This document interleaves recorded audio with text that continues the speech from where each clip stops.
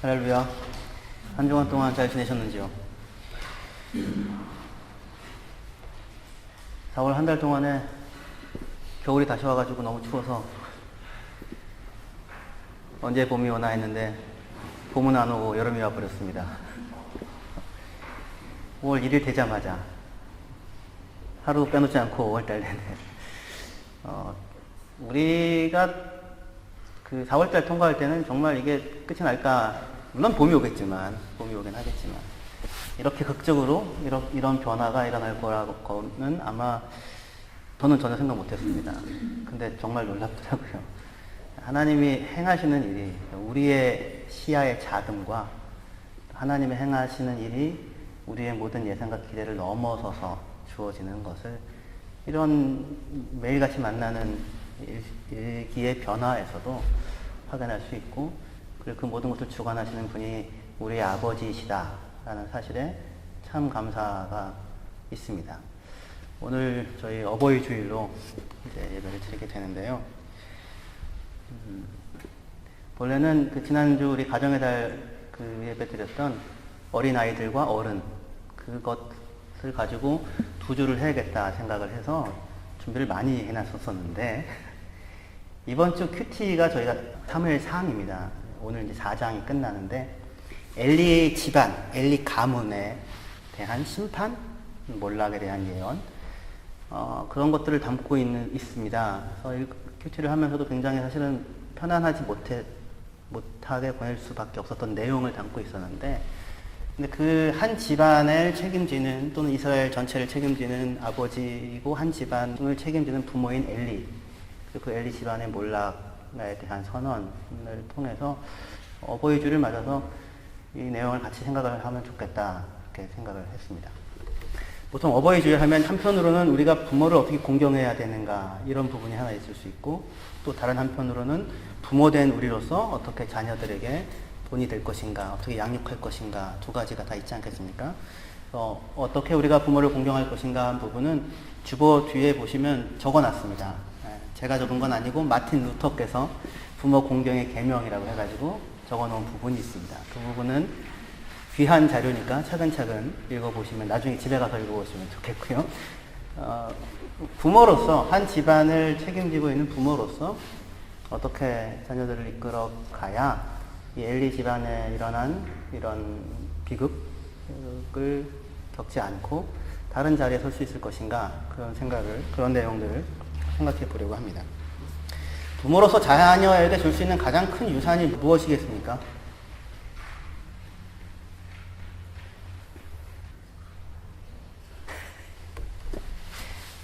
받은 게 없어요? 받은 게? 정답은 신앙이죠. 정답은 신앙이죠. 그게 정답입니다. 정말로 정답입니다. 근데 신앙이라고 하면 좀 큰 그림이니까 좀 더 구체적인 표현으로 한다면, 정말로 중요한 것이 무엇인지를 중요하게 여기고, 다시 얘기해서 하나님이 정말로 중요하다는 사실을 알고 그 하나님을 경외하고 살아가는 삶일 것입니다. 그래서 오늘 그 사무엘상 본문에서 엘리 집안이 심판을 받게 되어지는 가장 큰 근거가 무엇이냐면, 나는 나를 존중히 여기는 자를 존중히 여기고 나를 멸시하는 자를 경멸하리라, 그렇게 되어져 있습니다. 나를 중요하게 생각하는 사람을 나도 중요하게 생각하고, 나를 하찮게 생각하는 사람을 나도 하찮게 생각하리라입니다. 그런데 엘리, 너는 나보다 너의 자녀들을 더 중요하게 생각하였다, 그렇게 말씀하고 있습니다. 정말로 진정으로 중요한 것이 무엇인지를 뒤집어 놓고 산 결과 자녀들도 망하고 본인의 가문도 심판을 받게 되어지는 그런 것이죠. 스스로 생각하실 때 어떻게 여러분들은 정말로 중요한 것, 덜 중요한 것 사이에서 정말로 중요한 것을 선택하며 살고 계십니까? 그리고 이때 정말로 중요한 것은 하나님 자신일 것입니다. 하나님 자신. 아까 예배 들어오기 전에 조규성 성도님을 만나서 간단하게 얘기를 했었는데, 아주 귀에 박히는 그 은혜로운 말이 있었습니다. 원하면 뭐합니까? 시켜줘야 하죠. 원하면 뭐합니까? 시켜줘야 하죠. 이게 하나의 말씀처럼 들리더라고요.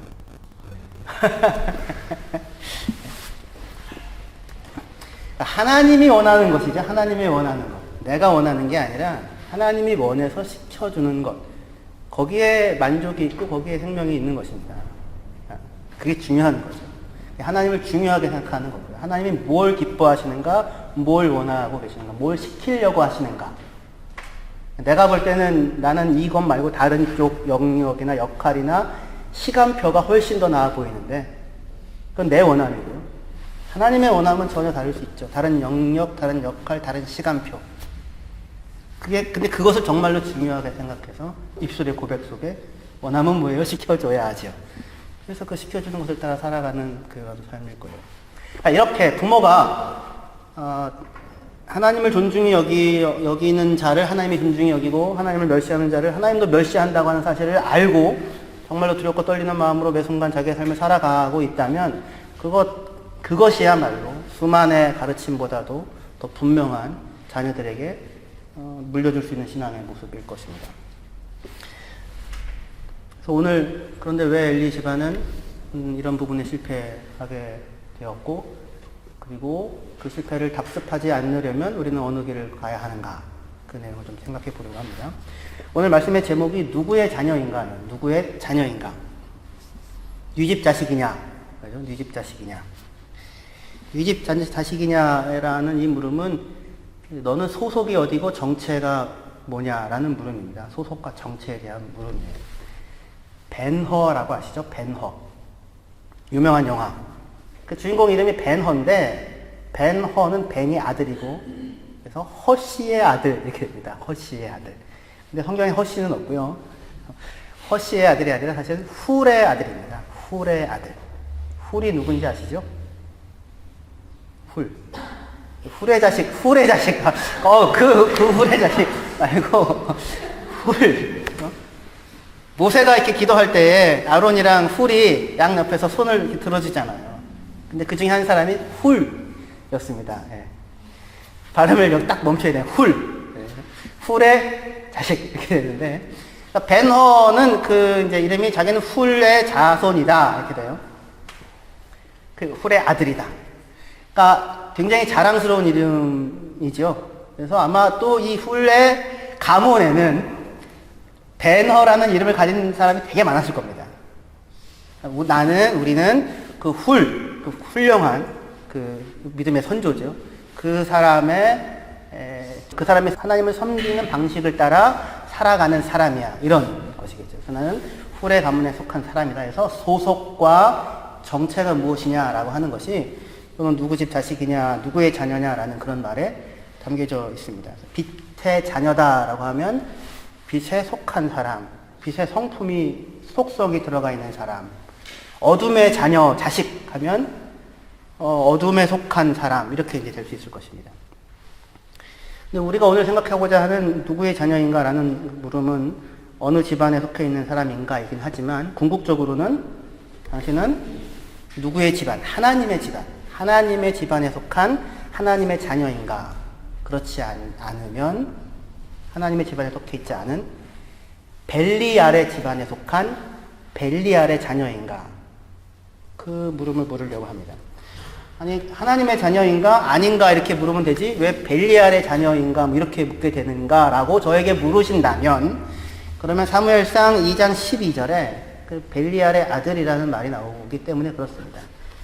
사무엘상 2장 12절에 보시면 엘리의 아들들은 행실이 나빠 여호와를 알지 못하더라 이렇게 되어 있는데 이 행실이 나쁘다는 말이 벨리알의 아들들이다 라는 말입니다. 엘리의 아들들은 벨리알의 아들들이다. 여호와를 알지 못한다 라는 거예요. 그러니까 빛의 자녀, 어둠의 자식이라는 말이 소속과 정체에 대한 말이듯이 벨리알의 자녀라는 말도 그러니까 벨리알에게 속한 벨리알스러운 사람이다 이렇게 되겠죠. 그렇죠? 근데 벨리알이라는 말은 보통 이제 벨리알의 자녀 하면 구약성경에서 우리 개혁성경에서는 불량한 자, 불량자, 쓸모없는 사람, 악한 사람 이런 말로 쓰입니다. 그 단어 자체는요. 그러니까 벨리알의 자녀하면 그 사람이 그렇게 악하거나 쓸모없거나 불량한 속성을 갖고 있는 사람이다. 이렇게 이제 될 거예요. 그런데 이렇게 불량하다, 쓸모없다, 악하다라고 그런 뜻으로 사용됐던 벨리알이라는 그 단어가 이후에 점차 이름처럼 쓰이게 됩니다. 이름. 그래서 벨리알이 악하다, 무슨 불량하다라는 그런 형용사의 뜻을 벗고 이름처럼 쓰이게 돼서 나중에는 사탄 자신을 나타내는 말로 굳어집니다. 그래서 바울이 고린도후서 6장 14절에서 벨리알이라는 말을 씁니다. 제가 읽어드릴게요. 고린도후서 6장 14절에 바울이 믿는 자와 믿지 아니하는 자들을 나누면서 의와 불법이 어찌 함께하며 빛과 어둠이 어찌 사귀며 그리스도와 벨리알이 어찌 조화되며 믿는 자와 믿지 아니하는 자가 어찌 상관하며 하나님의 성전과 우상이 어찌 일치가 되리요. 그렇게 묻고 있는데 이때 벨리알은 말하자면 사탄의 다른 이름으로 쓰이고 있는 것입니다. 그래서 벨리알과 그리스도, 의와 불법, 빛과 어두움, 하나님의 성전과 우상 이렇게요. 근데 벨리알이라는 말이 나오면 이렇게 어떤 집안과 가문이라고 하는 형태로 벨리알의 자녀로 이렇게 사용이 되어지는 편입니다. 그래서 하나님의 성전, 하나님의 집, 하나님의 집에 속한 그리스도에게 속한 의를 따르는 빛의 자녀냐, 그렇지 않으면 벨리알의 집에 속한 우상에 속한 불법을 따라 살아가는 어둠의 자녀냐 이렇게 나누게 되고, 그래서 바울은 이 말 이후에 너희는 그리스도에게 속한 하나님에게 속한 사람들이니 벨리알에게 속한 것들에 상관하지 말고 거기서 더럽혀지지 말고 거기서 나와서 나를 따르라. 내가 너희의 아버지가 되고 너희는 나의 자녀가 되리라. 그래서 하나님 아버지로서 자기 자녀들에게 이야기할 때에 나의 자녀가 되지 벨리알의 자녀에 속하지 말아라. 이런 형태로 지금 이야기를 구약 성경부터 신약까지 일관되게 그렇게 이야기를 해오고 있습니다. 그러니까 엘리의 아들들에 대하여 그들이 행실이 나빴다라는 그 말은 생각보다 훨씬 더 심각한 말이라는 것을 알 수 있습니다. 벨리알의 아들들이다라고 하게 되는 거니까요. 그러니까 여기서 행실이 나쁘다는 것은 다만 무슨 뭐 가끔씩 거짓말을 한다거나 아니면은 뭐 언행일치가 좀 안 된다거나 아니면 좀 성질이 좀 더러워 이런 형태, 이런 차원의 이야기가 아니라 훨씬 더 지금 심각하게 얘기가 되어지고 있는 것입니다. 벨리알의 아들이다.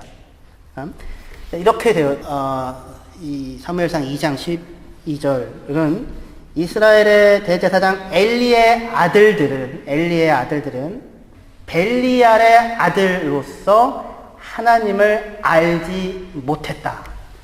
지금 이렇게 지금 얘기가 나오고 있습니다. 굉장히 심각한 거죠. 이 엘리의 아들들은 홈니와 비느하스라고 하죠. 그 이름이 홈니와 비느하스. 그러니까 아버지가 대제사장이니까 이 사람들도 이후에 위임식을 받으면 대제사장이 되겠죠.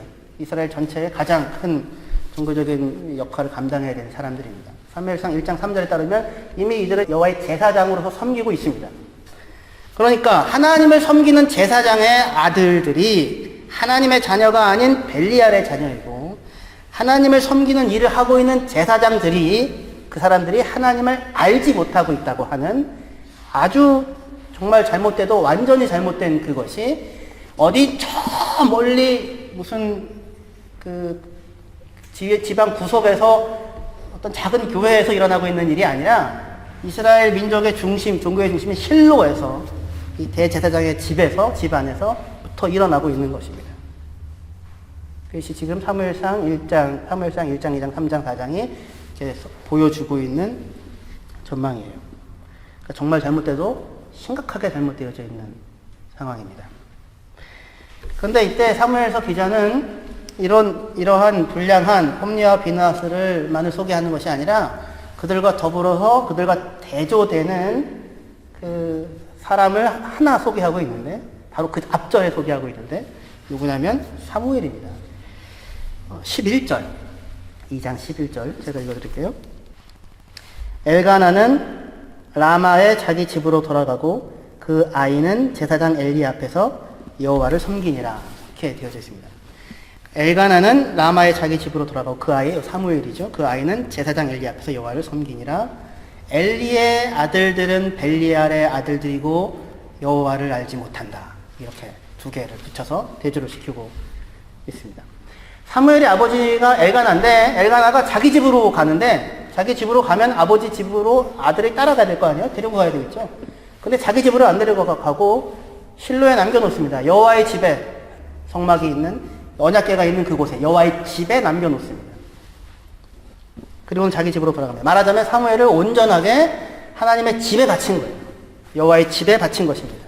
그래서 하나님의 집에 속하여 하나님을 섬기게 합니다. 사무엘은 어려서부터 여호와를 섬겼다 이렇게 표현되어져 있는데 홈리와 비느하스는 제사장들이잖아요. 근데 단 한 번도 여호와를 섬겼다고 이야기하지 않습니다.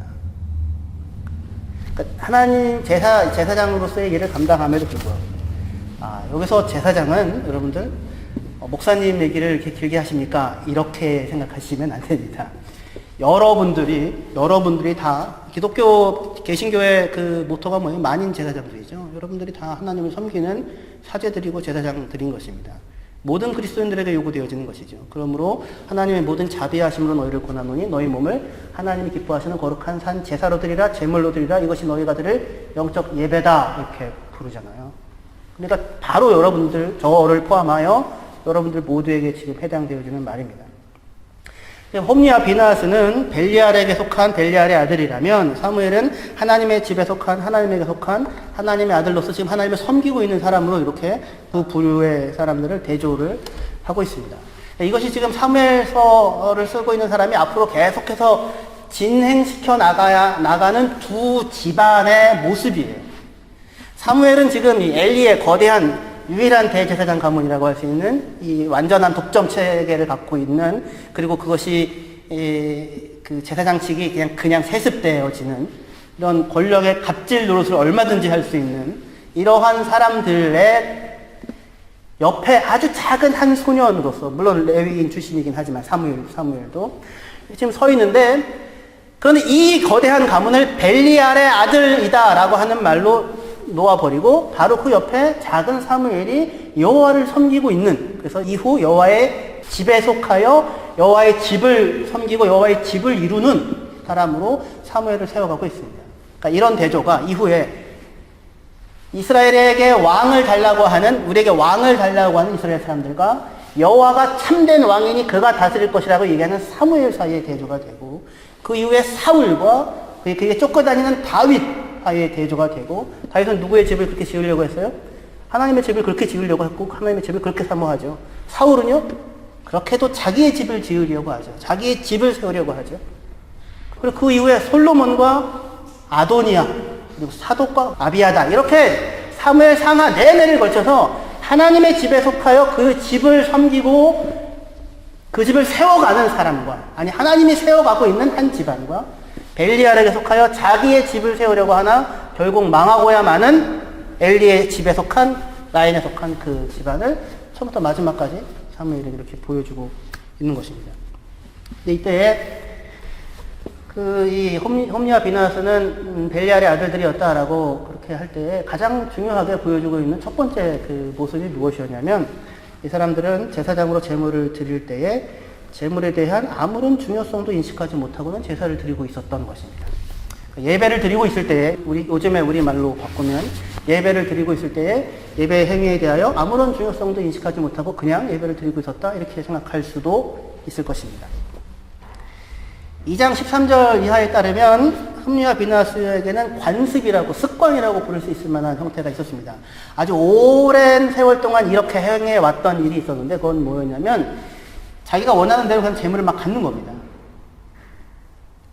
아마도 화목 제물을 드리려고 했던 그런 내용이었을 것 같은데 보통은 기름을 먼저 하나님의 제단에 불태워 드리고 화목 제물이면 그 고기의 부분을 제사장은 가슴과 오른쪽 다리를 그의 몫으로 갖게 되고 나머지 부분은 다 화목 제물을 드린 당사자와 가족과 그에게 속한 사람들이 먹게 됩니다. 그런데 이 홈리와 비느하스는 제사장의 몫으로 정해져 있는 부분에 이제는 신물이 났나 봅니다. 그래서 그냥 원하는 대로 자기가 원하는 대로 찍어가지고는 마음껏 자기가 자기의 몫을 챙겨갔던 것입니다. 그것보다 더 심각한 것은 화목 제물을 드리러 오는 사람들은 사실은 하나님께 기름 부분을 드리고 일정 부분을 제사장에게 드리지만 본인에게 속한 사람들이 함께 먹고 나누는 것이거든요. 화목제는. 그러니 사실상 어디에서 해도 돼요? 자기 집에서 해도 되잖아요. 자기 가족들, 지인들 불러다가. 그런데 그렇게 하지 않고 굳이 다 올라와서 여기에서 그 화목제물의 형태로 예배를 드리고 뭔가를 나누는 것은 누구에 대한 사랑의 표현이에요. 이 모든 복이, 이 모든 은혜가 하나님으로부터 흘러나왔다고 하는 것에 대한 깊은 인정과 사랑의 표현으로 하는 거잖아요. 그래서 가장 먼저 기름을 떼서 하나님께 드리는 거라고요. 그리고 그 나머지 부분은 사실 자기가 속한 사람들이 같이 나누는 것이었었습니다. 그런데 그런 가상한 마음을 가지고 사람들이 왔음에도 불구하고 홈리와 비나스는 그 기름을 태우기도 전에 자기가 원하는 고기를 마음대로 가져가는 거예요. 사람들이 얘기하죠. 야, 우리 다 가져가도 돼. 우리 안 먹어도 돼. 다 가져가도 되는데 기름은 하나님께 드리고 예배하고 화목제는 성립시키고 이거 하게 하자. 아랑곳하지 않고 자기가 원하는 대로 가져갑니다. 그리고 삶은 고기는 못 먹겠다고 생고기를 달라고 해가지고 생고기를 달라고 하는 이유는 조리법을 자기 마음대로 할 수 있다는 거겠죠. 그렇게 해서 이런 일들이 오랜 습관처럼 되어져 왔었던 거예요. 그러니까 홈리와 비느하스에게 있어서 하나님께 드리는 제사는 다만 형식적인 의식에 불과했던 거죠. 하나님은 이들에게는 아무런 의미가 없는 겁니다. 다만 자신들의 삶을 영위하는 그냥 익숙한 일상적인 방식에 불과한 거예요. 그들에게 있어서 하나님을 예배하는 행위를 하고 있음에도 불구하고 그들에게 있어서 하나님은 두려움의 대상도 아니고 사랑의 대상도 아니고 경외의 대상도 아니고 공경의 대상도 아니고 아무것도 아닌 것입니다. 말 그대로. 어떻게 해도 상관이 없는 그런 거예요.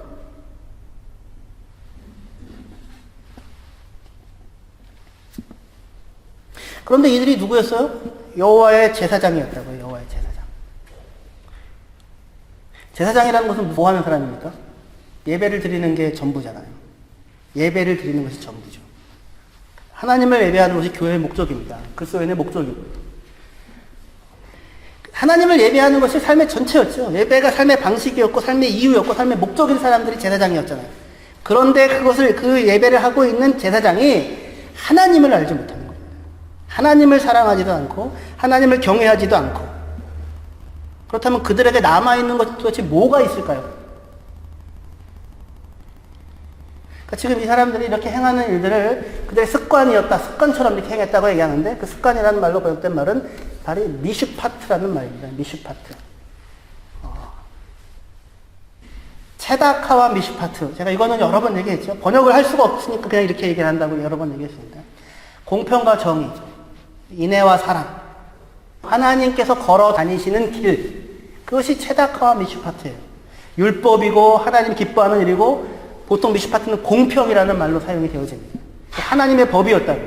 그런데 이들에게 있어서는 그 자기가 원하는 대로 자기가 하고 싶은 대로 행하는 그것이 이미 습관이 되고 관습이 되고 길이 되어진 그것이 그들의 미슈파트였었어요.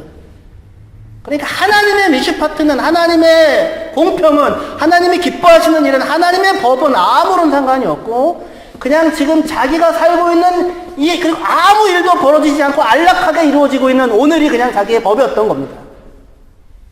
하나님을 예배하고 있는 행위를 하면서 하나님을 알지도 못하고 하나님을 사랑하지도 않고 하나님을 경외하지도 않고 많은 사람들이 재물을 가지고 오겠죠. 재물에는 뭐가 담겨져 있겠습니까? 각 사람들의 아픔과 소원과 눈물과 원함과 그 모든 것이 담겨져 있겠죠.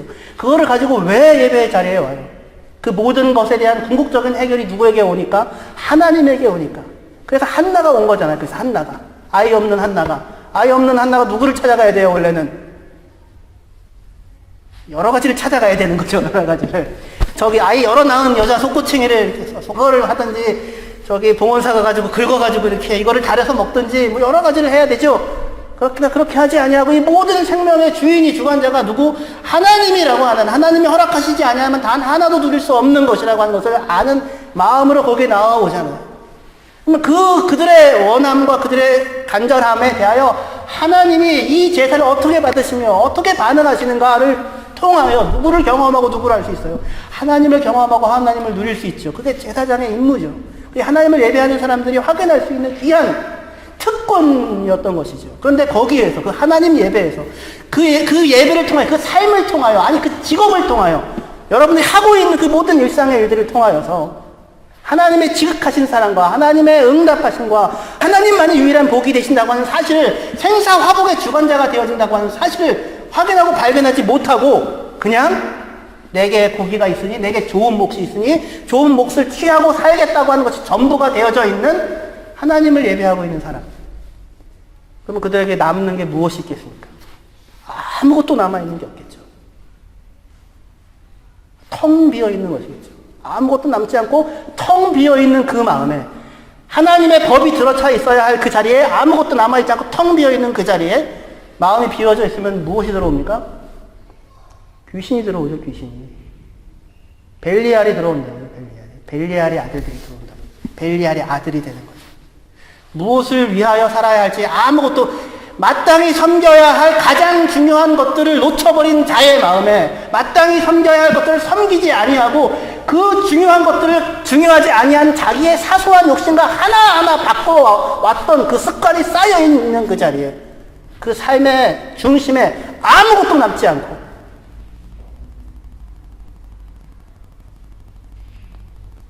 그래야 그 결과는 미래에 대한 전망을 상실하게 되는 겁니다. 엘리는 어떻게 돼요? 눈이 보이지 않죠. 엘리는 나이가 들어서 눈이 보이는 게 아니라 하나님을 마땅히 중요하게 여겨야 할 것들을 중요하게 여기는 삶의 자리에서 그것을 하나하나 바꾸어온 결과 가슴 속에 담아야 할 것들이 하나도 남겨져 있지 아니한 앞이 보이지 아니하는 벨리알의 집안을 여는 그런 사람이 되었던 것입니다. 콤리와 비느하스만의 문제가 아닙니다. 그들만이 불량자가 아닙니다. 더 큰 문제는 사실상 엘리에게 있었습니다. 엘리는 대제사장이잖아요. 그냥 신앙 좋은 사람이 아니라고요.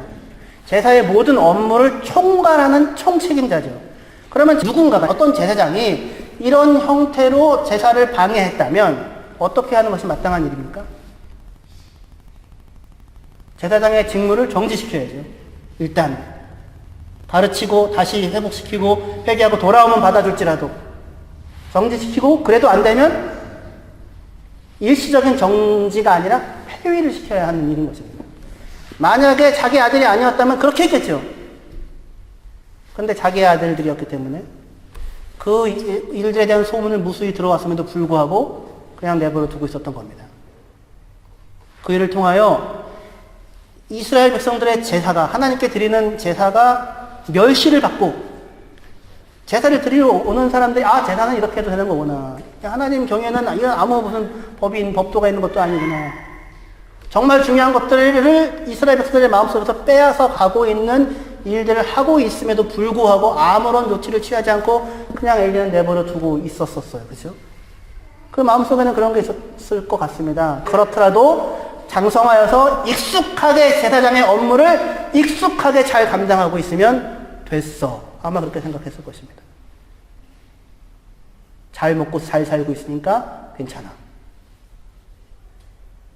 근데 성경 기자는 그러한 엘리의 판단에 대하여 네가 너의 자식들을 하나님보다 중요하게 생각했다고 합니다. 이 말은 네가 하나님도 중요하게 생각했지만 자식들을 조금 더 중요하게 생각했다는 말이 아닙니다. 히브리어 비교법은 이것이 아니고 저것 이렇게 얘기하는 겁니다. 하나님은 멸시하고 이 자식들만 중요하게 생각했어.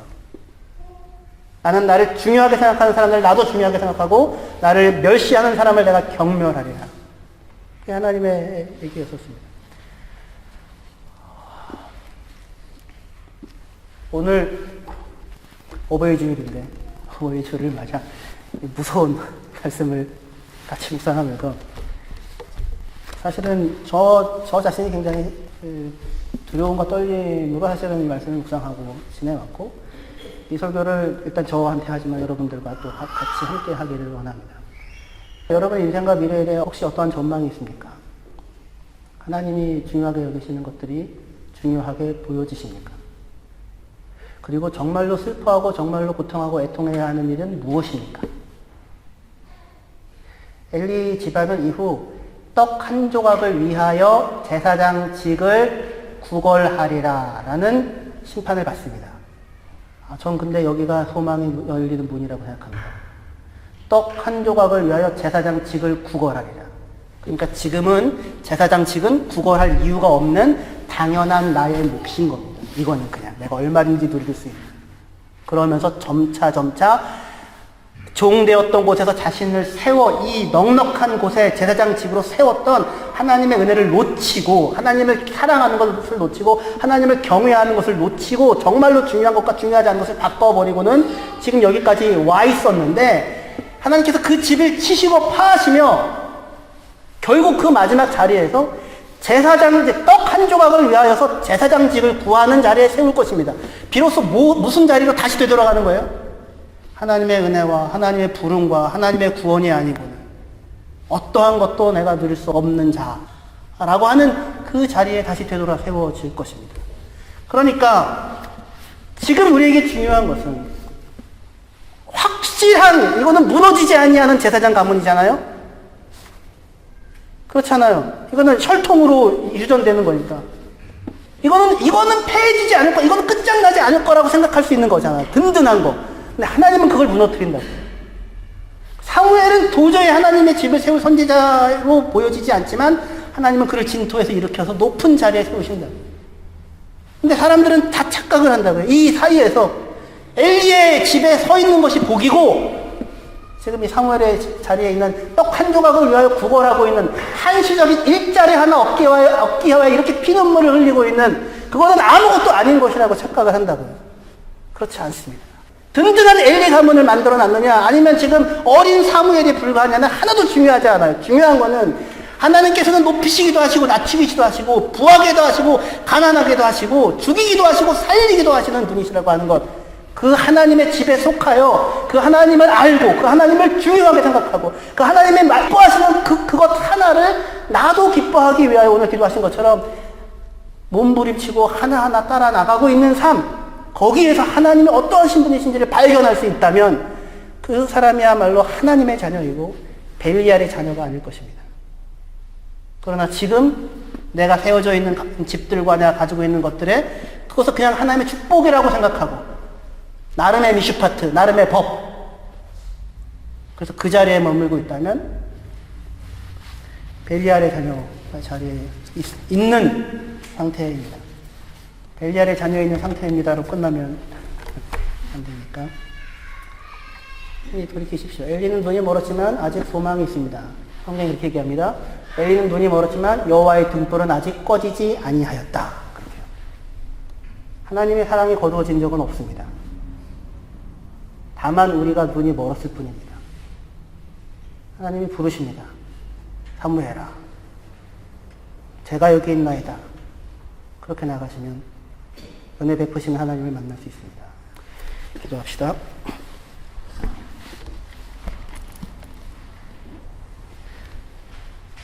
하나님 아버지, 우리가 정말로 두려워하고 경외해야 할 것이 무엇인지 놓치지 않게 하여 주시옵소서. 우리가 무엇을 손에 쥐고 있어서 안심하여야 하는지에 대하여 착각하지 않게 하여 주시옵소서. 우리의 어두운 눈, 우리 습관적으로 지금까지 살아와서 중요한 것과 중요한 것이 중요하지 않은 것이 뒤바뀌어져 버려서 우리의 눈이 어두워져 있다면 하나님 아버지 우리의 눈을 여시고 그 딱딱하게 굳어졌던 것들을 벗겨내시고 그리고 하나님의 음성에 귀 기울여 그 말씀을 따라 하나님의 걸어다니시는 길로 걸어 다니기를 즐거워하는 삶을 살아내는 저희들 되어지게 하여 주시옵소서. 그런 부모가 되어지게 하시고 그런 부모를 둔 아이들이 사무엘과 같이 다윗과 같이 하나님의 마음에 합한 사람으로 살아나는 내는 귀한 은혜가 저희들을 통하여 누려질 수 있도록 축복하시고 인도하여 주시옵소서. 예수님의 이름으로 기도합니다. 아멘.